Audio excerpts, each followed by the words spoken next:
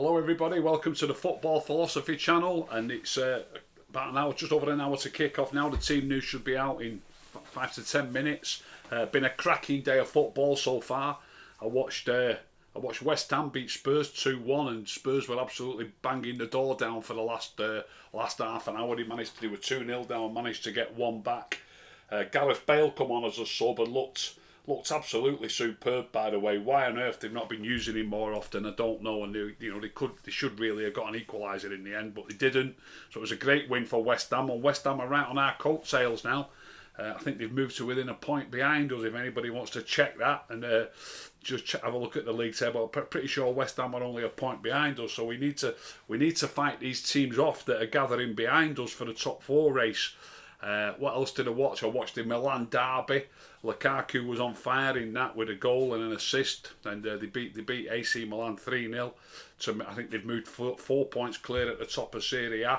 That was a good game, and I was just watching a bit of the City game there. Leicester have had a good win, by the way, haven't they? Yeah. Moved in front of us by 3 points, so we've got to keep pace with them as well. And City at the minute are beating Arsenal 1-0, and they should have had more early doors, but now Arsenal are back in the game a little bit. So the team news should be out within about 5 minutes. I've got a couple of the newspapers in front of me, what they've predicted. The Manchester Evening News have gone with Henderson in goal, which surprised me. They've gone with Wan-Bissaka, Bailey, Maguire and Shaw, so they've chosen Bailey ahead of Lindelof. I don't see that if Lindelof's fit. They've got McTominay and Fred in midfield. They've got Bruno at number 10, Greenwood, Cavani and Rashford. That's the Manchester Evening News. The Independent have got De Gea in goal, Wan-Bissaka, Lindelof, Maguire and Shaw. I think that's more sensible. They've got Matic and Fred. I think McTominay had a knock and was a slight doubt for the game on Thursday night. He did play though, and he also got a knock in that game. Whether it was the same thing, I don't know. So I wouldn't be surprised to see Matic play next to Fred today. And the Independent have gone with Matic and Fred. They've got Bruno at number 10. They've also got Greenwood, Cavani and Rashford up top. The Evening Standard are the only ones out of the 3 that I've looked at that have got Anthony Martial in the starting lineup. They've got De Gea in goal. They've also got Wan-Bissaka, Lindelof, Maguire and Shaw. I'm pretty confident that's what the back four will be. They've gone for McTominay and Fred, and they've gone for Bruno at number 10 with Greenwood, Martial and Rashford. So they've not selected Cavani at the Evening Standard. Cavani didn't travel to Turin during the week. That's just reminding me about something. When I mentioned Turin, it's just reminding me about something that I've just heard on the game. I was just watching the Arsenal City game before we came live. They've mentioned on there that Arsenal are playing their supposed home leg in Athens against Benfica this week, and there's that many different things going on. I noticed PSG played it in the Nou Camp, yet we couldn't play in Spain. And somebody said to me that that's probably because we're not allowed to go to Spain from England, but the French are allowed to go. But now why are the English having to go to Athens to play a game? Are we stopping Benfica? Are the Portuguese not allowed to come to England? There's that many different connotations. I don't understand exactly what's going on. But I was shocked to find that out, that Arsenal are having to go to Athens to play their home leg against Benfica. So I don't know if anybody can help out. Obviously it's COVID related, but I don't know the exact reason. Because we're playing our home leg at Old Trafford, obviously, during the week. That's what's as it is at the moment, anyway. But getting back to the lineup, the standard, they've gone with Greenwood, Martial and Rashford. So I'm hoping Martial plays. I think he looked great when he came on as a sub. I know it was it 3-0? I think it was already 3-0 when he came on. We got a late goal, didn't we? But something I have noticed, look, I'm dead pleased with Cavani. I really, really am. I mean, his work rate's fantastic. He scores goals. But there is one thing that I've noticed, that we're just not quite as fluid. He doesn't hold the ball as well, I don't think. And I don't think he brings teammates into the game quite as well as Martial does. And over the course of a season, if you was looking at a full season, I'm not 100% convinced that one is better than the other. I'm not saying for sure. I do like Cavani at 9, but I noticed him give a ball away pretty cheaply against Liverpool, and Liverpool went and scored. I've mentioned this before. He also gave the ball away a lot of people won't have seen this, and I did mention it, I think I put it on Twitter. I certainly mentioned it on one of our shows. He gave the ball away quite cheaply when he should have held it against Everton. And there was a few passes after that before they actually scored. But they did score, and he was the last one to get the ball in a situation where I think Martial would have held it. So it's not all about who can score goals. And obviously, Martial's going through a rough patch at the minute, goal-scoring wise. But he did get 23 last season. You know, if he was playing all the time at number 9, I do think his goal-scoring touch will come back, if you like. But it's just not going very well for him at the moment. But to be dead honest, off the top of my head, I can't really remember Cavani scoring just recently either. So that would be interesting. Is the team news out? Not just yet. Should be very close now. What's the exact time now? 59. Okay. Minute 2. GSA, anything other than a win today is catastrophic. Got to win this game. Yeah. Absolutely 100%. And I believe Newcastle have got injury problems as well. So as much as they are one of the struggling teams, Fulham had a good win. And when I say a good win, okay, it's only against Sheffield United. But for Fulham are a difficult team to beat. They're getting lots of draws.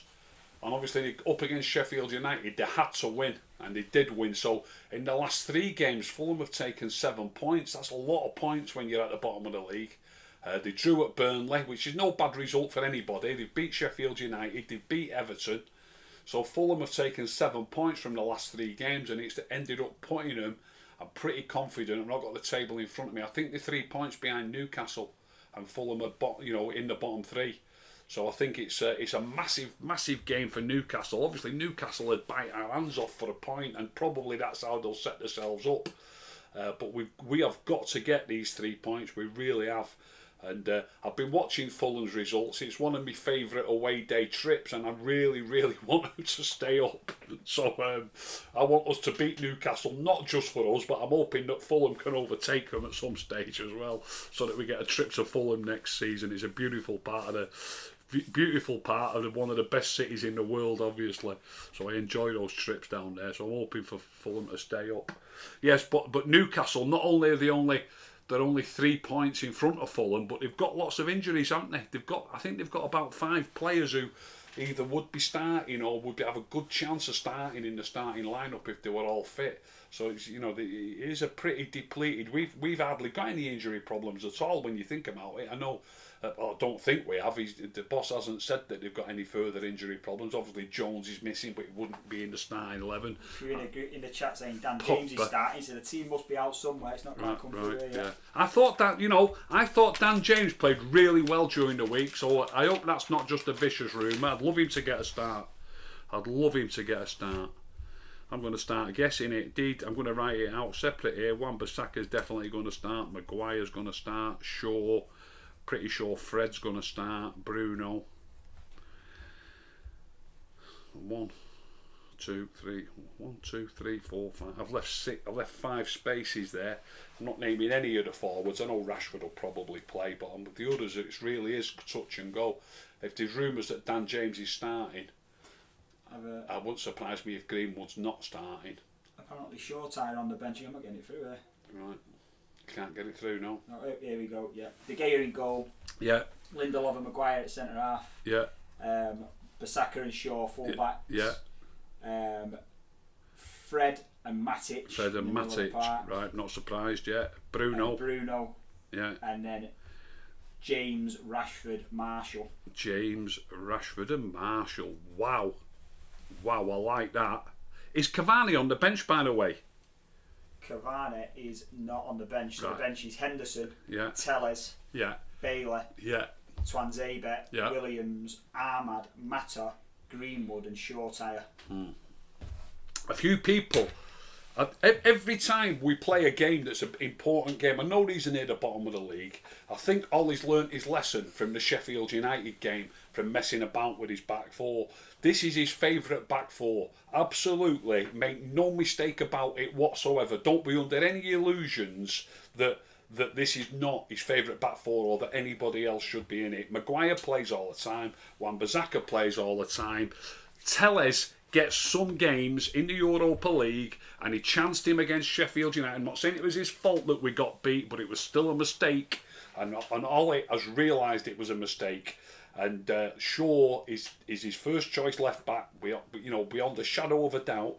And here's the one that I'm getting to. Lindelof is Maguire's partner. Make no mistake about it. The mistake, I've tried to explain this time and time again. I'm going to explain it again now. All different players have all got different strengths and different weaknesses. Lindelof let a goal, was blamed for a goal against West Brom. I think it was a foul, by the way, but whether it was a foul or whether it wasn't a foul, he was out-muscled by a player. He did foul him, but he also did out-muscle him. There's no two ways about it. So he out-muscled him and scored a goal from it. During the week in Turin, Bailey let a ball go sort of under his foot, but he just let it run by him in the first 2 minutes. And they could easily have scored from that mistake. It was a very, very poor mistake. It was a poorer mistake than getting out-muscled by a player who's got his hands all over you and fouling you. And it just so happens that they didn't go up the other end and score. They did. I think they did get a shot in, didn't they? I can't quite remember, but it certainly led to a chance. It certainly led to a chance for Bailey being half asleep and not controlling a ball that was passed to him. It wasn't like a difficult ball. He let it run across his path and they broke away and could easily have scored. So they make different mistakes. They got different strengths and different weaknesses. So although Lindelof's mistake, if you call it a mistake, by the way, I believe he was fouled, Lindelof's mistake led to a goal. Bailey's mistake could have led to a goal, but didn't. It's still a poorer mistake. People get carried away by the end result. I know the end result is all important, of course it is, but it's a little bit unfair when somebody makes a poorer mistake than somebody else, and then that person's blamed for a goal and that person's not blamed for a goal. So they've got different strengths and different weaknesses, and in my opinion, United's best two centre-backs are Maguire and Lindelof. Not that this makes me right, because I often say that Ollie's getting other players wrong, but Lindelof and Maguire are Ollie's favourite two centre-backs, and it's one part of the team. His favourite back four is Wan-Bissaka, Lindelof, Maguire and Shaw, and that's one part of the team that I'm 100% behind him, and I think he's getting it bang on. Suffian, this is crazy. Doesn't he know that Dan James can't do much against a low block? That seems to be a bit of a theme. That's yeah. Well, he didn't play against Sheffield United, who we got beat 2-1 by, and he didn't play against West Brom, who we drew with. So who should be playing in his place then? Yeah, who's particularly good at playing against this low block? Yeah, who should be playing in his place, Suffian? Yeah. Put us that in the comments and explain, perhaps give a little explanation why. So I'm not defending the choice of Dan James by saying that he's going to be great against a low block, but let's be honest, it can hardly go much worse than it has done in the last couple of games. James Sheldon said Mata is perfect against a low block. 100% agree with that. I'd love to see Juan Mata get games. People talk about Dan James not being great against a low block. Are they saying that because his pace is good with the ball behind? So other teams that leave a little bit of space behind, is that the reason that James is better in those sort of games? And if it is that not also a game that suits Marcus on the other flank? Is Marcus good against a low block? Does Suffian, is it? Suffian, is Marcus good against a low block? Maybe answer us that one. Yeah.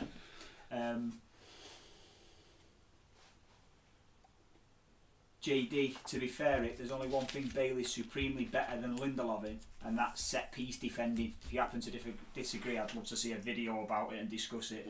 Yeah, you might have a point. It's not something that I've particularly noticed. I mean, set piece. How many goals do we let in from set pieces? You know what I mean? I know the last set piece I can remember. The goal against Sheffield United, again the keeper got fouled. They've had a bit of bad luck, I think, United recently with stuff like that. I've heard enough. I saw the clip on Twitter about Harry Maguire, and Harry Maguire got a bit of stick for it. He was adamant himself that Lindelof got fouled, and when you get fouled, there's not a lot you can do about it. That was against West Brom, and he also mentioned De Gea getting fouled against Sheffield United. When you're playing football and you go for the ball in the correct manner, and then somebody fouls you from behind, especially. You can't even see the man, which is what happened. I think it happened in both cases. I think the man was behind Lindelof and put his hand in his face. But then the guy against Sheffield United was behind De Gea. He pushes him. There's nothing he can do about it. He's pushed underneath the ball. So we've had a bit of bad luck with that recently.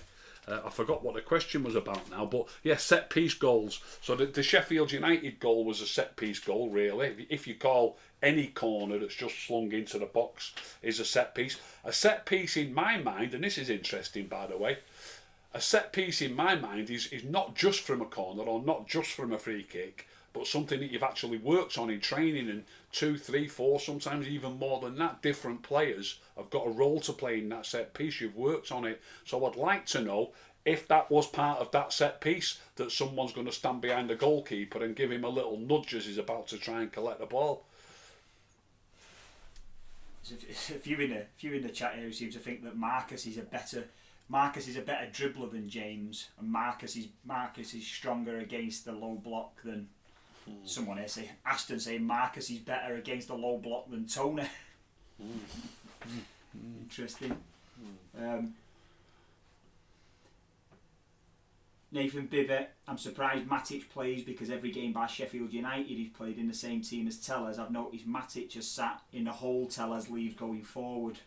Yeah, I noticed that a lot against Everton in the League Cup. Matic, you could have been excused if you didn't know who the players were against Everton. You could have been excused for actually thinking that Matic was a left back. There was that many times that Tellez pushed forward, and I know Matic often drops in between the centre backs, but in that game he drops into the left back spot so much. But we won the game 2-0 and we're hardly ever in any trouble at all in that game. And Everton had a strong team out.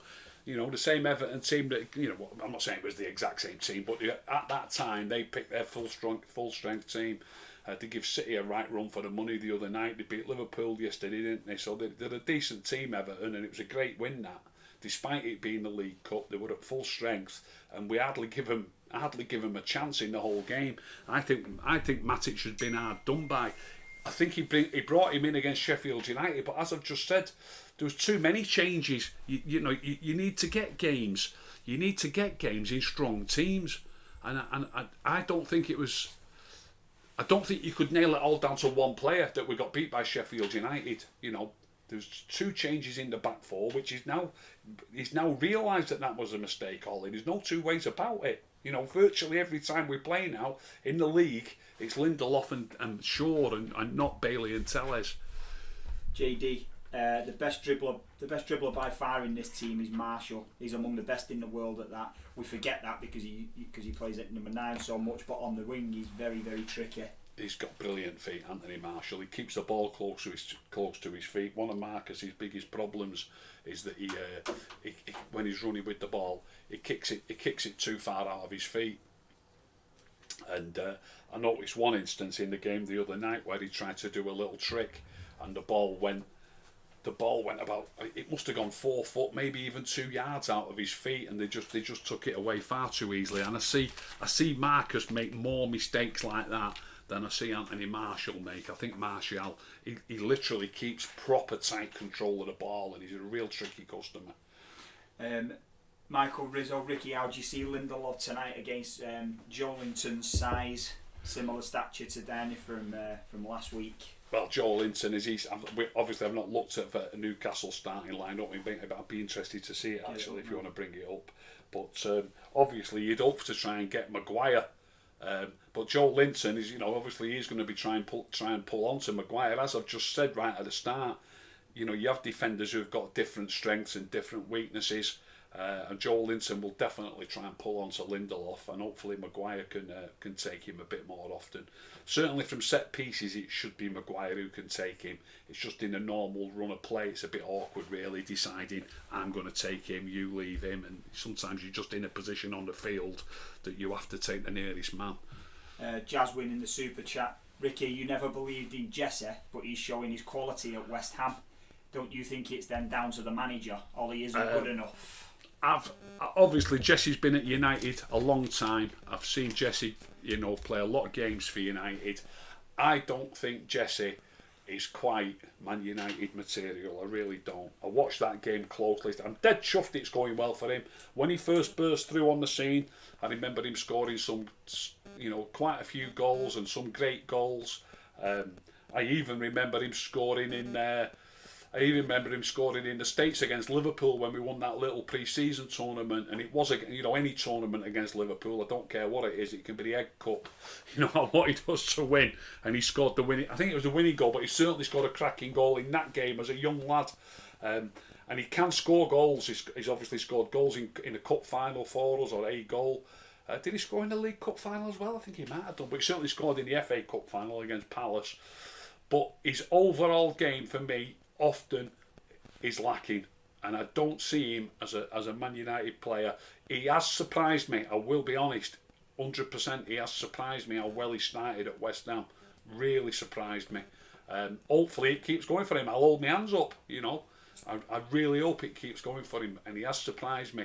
I've got to say though, and people might think I'm being churlish, I'm honestly not, because I study him closely, and I did see one or two too many loose touches, and in particular, and I've seen this during his career, at least twice, probably 3 times, unnecessary free kicks given away. He needs to stop that, and one of them was just outside the box, challenging for the ball when the player's moving away from the box, and he's got, and we're talking here 10 or 15 minutes from time, and Spurs are all over him, and it's 2-1, and as a player got the ball with his back to Jesse and he's going away, he's heading towards the left back area, 3 yards outside the box, and Jesse trying to take the ball off him and trips him up. So the fact that he's scoring two, and he is playing well, don't get me wrong, overall he's playing well. I will still say that he's not good enough for Man United on a regular basis, and you know, long may it continue. I hope he proves me wrong. I would love him to prove me wrong and have a really good however long, I was going to say 6 months, it's probably 3 or 4 months in it at West Ham, and maybe they'll pull up some money for him in the summer, and if they do, I hope he has a great career. I hope he does, and I hope I say a great career. He's already had a good career. He's about 28 now, isn't he? I hope they go on. I'd love nothing more, so long as we're still in the top 4. I'd love nothing more. West Ham are right on our coattails. I'd love nothing more than West Ham to get the 4th spot. And if Lingard's part of that, they'll want to pay for him in the summer without a doubt. Alan says, "Hi Rick, Bruno 9 with Donny 10. Marshall and Mata on the wings against below block teams, outrageous or logical?" Pretty logical. I'm not convinced about Bruno as 9, but as a false 9, I suppose he'd do a decent job. Mata on one flank, Marshall on the other, Donny van de Beek at 10. All proper players for low block teams then. Not convinced about, well, Van de Beek at 10, obviously Mata right, Marshall 9 or 11, yeah, all good players against low block teams. So yeah, why not? I'd be perfectly happy if they tried that, put it that way. Craig Virgo, Ricky, would you change the formation next season? I like 4-4-2. I do like 4-4-2, and to be honest, it often is 4-4-2. I put a little photograph on Twitter before of City's team shape. Without leading 1-0. Can anybody put in the comments, by the way, if City are still leading? I'm sure they will be, and or can you check? But I put a photograph on of City's team shape when they were defending, and they've got all 11 men behind the ball. And I'm a great believer in that in games where it's fairly tight. I don't mind them slackening off a bit if they're 3-0 up, perhaps, or even 2-0 up with a few minutes to go. But I'm a great believer in 2 lines of 4, and then your 2 strikers dropping in a little bit and keeping your team compact. And when you keep it compact like that, try and make them go round the outsides. I don't think I was watching that West Ham game today, and I thought West Ham was slipping up with that today. I've been dead impressed with West Ham's team shape over the games that I've watched them in this season, and when Gareth Bale came on in particular, they were finding little holes in the middle of the field far too easily. Spurs, they will look at a day, West Ham, to hang on to that, and I don't think they were quite as compact as they would normally be. But City against Arsenal, proper compact, and when you're compact like that, you're hard to beat. If you're a goal up, you've got quick players and you can get forward quickly, you can spring from there. People think it's ultra defensive, and it isn't necessarily ultra defensive. And even if it is, if it's your best way of keeping a game tight and it is your target to win that game, does it matter if it's a little bit defensive?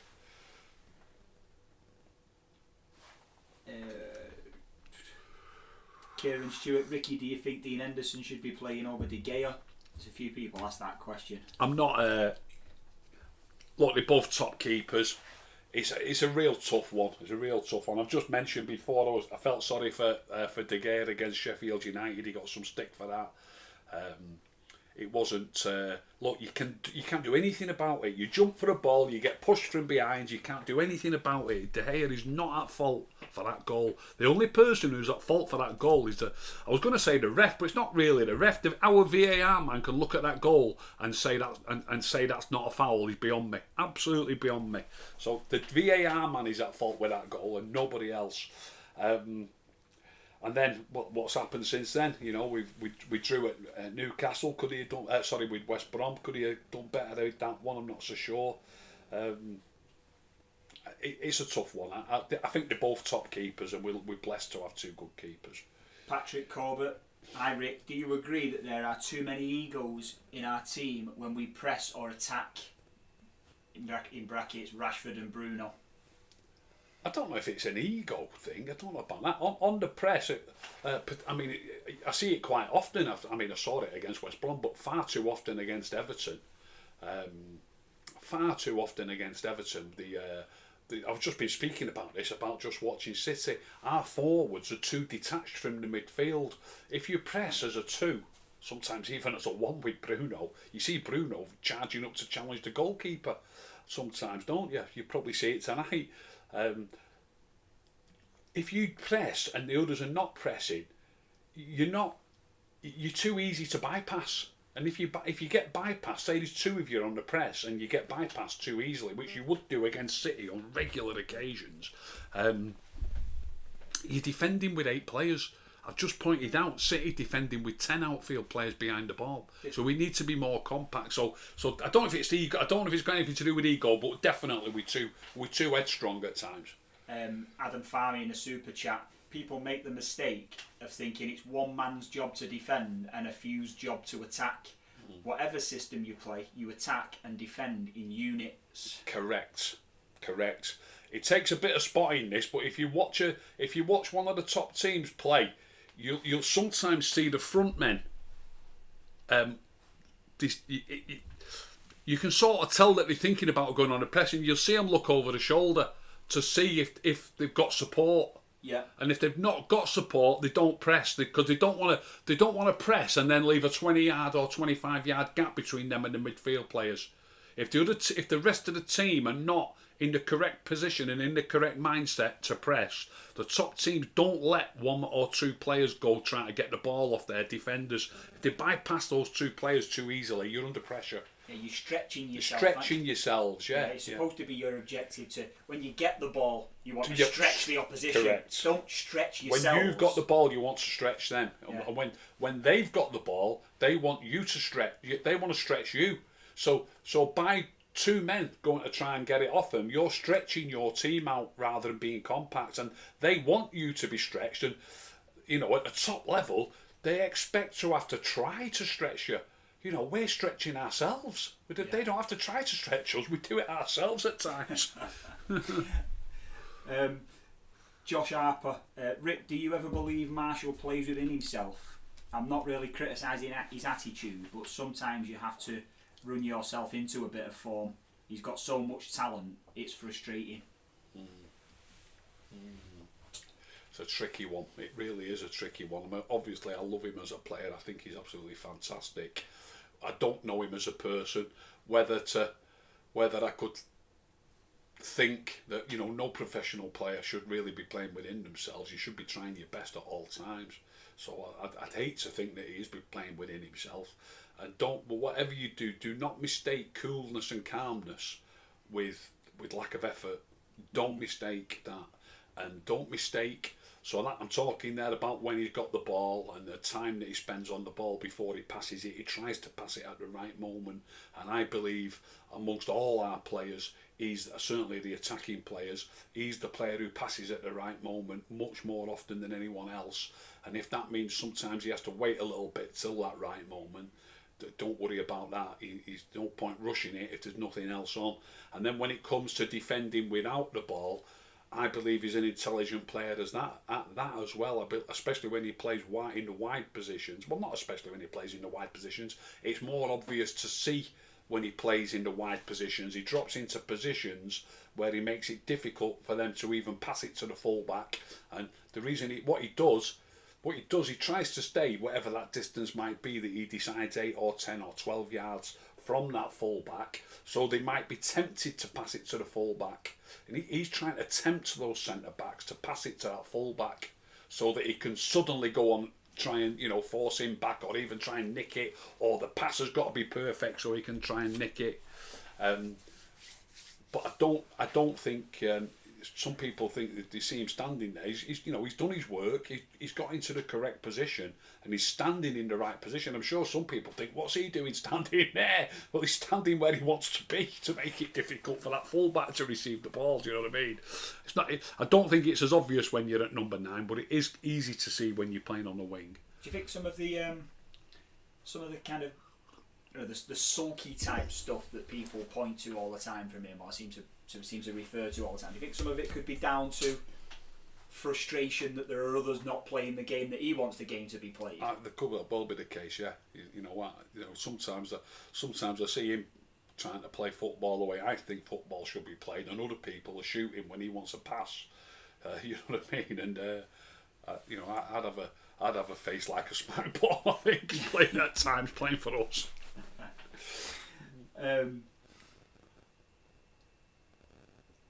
Yeah, here we go. John Joe. Hi, Mr. Assistant. Can you tell Ricky how much the Manchester United Supporters Club in Kenya appreciate him and his wonderful channel? Oh, thanks very much, John Joe. Appreciate that. I've never been to Kenya. I believe it's a beautiful part of the world. I've been to South Africa, but I've never been to Kenya, and I'd love to travel there one day. Maybe I will. Maybe calling at the supporters club. Adam Farmer in the super chat again. With one holding in a 4-3-3, you need the whole team to press. Otherwise, one man can't do that job, whoever he is. If you don't press, one holding will concede goals. Yeah, it leaves too much space. Definitely leaves too much space, and it's what we were doing earlier in the season. I mentioned this in defence of Matic. Matic is playing next to Fred today, isn't he? But Matic has played in a few games where he's been. I've said time and time again on this channel that we always need to play any two of McTominay, Matic and Fred. And for whatever reason it is, I'm pretty sure if you check it out, you'll find that Matic has played more often than any of the other two on his own. I don't think McTominay often plays on his own without Matic or Fred, and Fred doesn't often play without McTominay or Matic. But I remember Matic starting against Spurs when we got beat 6-1. And he was on his own. They took him off at half time, and in that game they took him off at half time and brought McTominay and Fred both on for the second half. He got stick for the performance in Turkey. He was the only one out of those three that played in Turkey. You just haven't got enough. I call them proper midfield players. And people call them defensive midfield players. Proper midfield players have got to be in position a lot more often. Bruno's not a proper midfield player. He's an attacking midfield player, or a number 10 if you like. He's not really, in my opinion, a midfield player. McTominay's a midfield player. Fred's a midfield player. Matic is a midfield player. And although I wasn't over the moon with Paul Pogba's dedication, if you like, to that role early doors, but he has done it a lot better in recent months, so I don't mind. There was a point where I was saying it had to be two of those three, but I don't mind Paul Pogba in that role either when he's fit now, so two of those four. Shetty touches on that earlier. So Rick, so many people pointing out now that Bruno plays as a forward. If Ollie's okay with that, why not start an extra midfielder and drop a forward that isn't getting service anyway? Yeah, it's dead interesting. Yeah, it really is. So Ash, it's dead interesting. Look, as I've just said, you see Bruno pressing the goalkeeper. You'll probably see him run to press the keeper tonight 2 or 3 times. He's not nearly always, but he's regularly the first person to go and press the centre backs. He's more or less playing at centre forward a lot of the time. So, why not? Especially if he's going to do it and leave us short, behind. You know, if he's playing as a number 10 and Martial's already a bit further forward and both your wingers are a bit further forward, there's no reason why you shouldn't drop one of the forwards and pick another midfield player. Yeah. How would that work if you had Martial from the left? And I mean, somebody's already said why not play Bruno as a number 9. Yeah. Yeah. You know, he more or less plays as a number 9 for long periods of games. Would you get Van der Beek in at 10, or would you, or would that be too attacking still? Would you rather see a, you know? Well, that's what the person said earlier. So the person says, why not get Van der Beek in at 10 and Bruno at 9? Yeah. It was James Devlin. Could McTominay do a job at centre back for us like he does for Scotland? Yeah, without a doubt. I've watched him play centre back for Scotland, and I'm very impressed with him. They play with 3 centre backs though. They use Kieran Tierney as a centre back as well. Yeah, and I'm dead impressed with him as a centre back for Scotland. We'll see more of that in this upcoming European Championships. It'll be really interesting now. They're in the same group as England. I don't think England will have it all their own way against Scotland. I really don't. JD, our defenders are not the problem. It's the defence as a team, but people don't understand that. That's why people like Dan James are so underrated. People don't seem to grasp it. I think I said it on the United Stand show the other week. Was it on that show? I'm pretty sure it was, where I said if Maguire and Lindelof were playing for City, they'd still be top of the league. City, it wouldn't make it. All right, they might have dropped a few more points. They may have done. Probably will have done. I don't mind, but you know they're well clear. I believe City would still be top of the league if Maguire and Lindelof were their 2 centre-backs. It's their team, the defenders' a team. The 2 centre-backs don't get pulled out of position all the time, do they? They've not got loads and loads of defending to do. You know, they're a top team who are proper well organised, and the whole team defends as a unit. So I don't... Look, we're only... Are we 10 or 13 points behind City? I know it sounds a lot, but it's not like we're a million miles behind them, and that's with those 2 players playing for us. Yeah. How much better do you think we'd be if we had Stones and Laporte instead? Would we have an extra 10 points? I don't think so. No. You know what I mean? I don't think there's as much difference with the centre-backs. Theirs are better, I do agree. But I don't think there's as much difference, or it would make as much difference as people like to think. Yeah. Yeah, it's a team game. It's a team unit. Yeah. Do you think that's the only difference? If we had Stones and Laporte, do you think we'd have an extra 15 points? I don't, because we don't defend well enough as a team. Those 2 centre backs, Stones and Laporte, won't look as good if they were playing for us. No, that's true. They won't look as good as playing for us. Well, Stones has had some dodgy periods, hasn't he? Yeah. I mean, I think that their centre halves are better than our centre halves. Laporte, that Diaz looks a player as well. Yeah, of course he does. Yeah.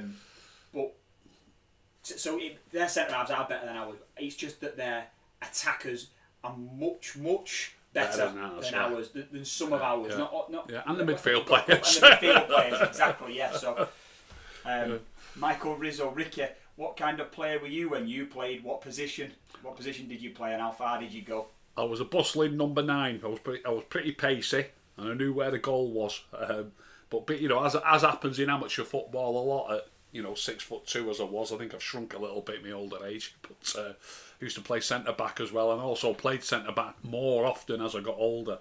But certainly from up to being about 32 or something, because I played till I was about 40. But certainly being up to about 32, I was usually a number 9. Who are we up to there? Just like James Sheldon, just like Marshall. How are we doing for time? We are half past. 2 more questions at the most. Bertie Taylor, please ask King Ricky, what's your favourite away ground in Europe? Love from Bucharest. We also love watching your reactions from the Hungary Reds. Do you know I've been to that many places? I'm sorry, I hope you don't take this in the wrong way, because I think I've been to Bucharest. Did United play in Bucharest? I hope he answers in the questions. Pretty sure I've been to Bucharest, but I've been to that many places in Europe. I forgot some of the places I've been to. But my favourite away ground, the ground itself. For the ground itself, I would probably say it's seen better days, but I like the new camp. and I also love the San Siro. I mean, they've both seen better days, and I think they both get. Well, I think they're leaving the San Siro, aren't they? But for the atmosphere at the San Siro, we've both been, haven't we, to the San Siro. The atmosphere, absolutely unbelievable. But I like the new camp, and I like the San Siro for the atmosphere. Great cities that they're in as well. MB7, Rick, this is from a Chelsea fan. I personally think that your best midfield could be Matic, Pogba, Van der Beek. Thoughts? It'd certainly be a very good midfield. It'd certainly be an excellent midfield. Pogba, Matic, and Van der Beek. Yeah. I like I say, I always speak about 4-4-2, but it's similar though. You're going to count on number 10 as one of your midfield players if it's 4-4-2, aren't you? Really? So yeah, I think that's a good midfield, definitely. Adam Farmy, who's been putting the super chats in, but love your channel, Ricky. Shout out from Quebec. Oh, thank you, Adam. That's one place I've not been, Quebec. Would love to have a chat with you one day. Right, we'll do that, Adam. Let's organise it. We'll do that. Ricky, have you been on a pre-season tour with United? Says Aston. I've been on a few, but we're running out of time. I've been on loads of pre-season tours, yeah, loads. I've watched United play on every continent on the planet. Should we call it a draw? Yeah, let's call it a draw, yeah. Thank you, everyone. If you've enjoyed that, please tell all your friends. Please subscribe. If you didn't enjoy it, don't tell anybody.